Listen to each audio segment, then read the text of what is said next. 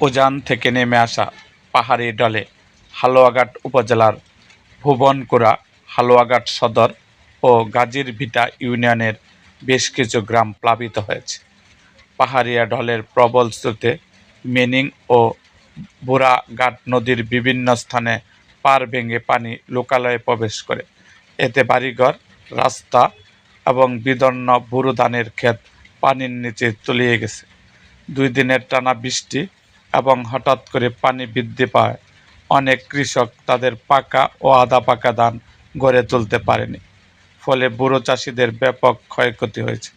এদিকে নদী ভাঙ্গন ও জলাবদ্ধতার কারণে অনেক এলাকায় যোগাযোগ ব্যবস্থা ব্যাহত হয়েছে।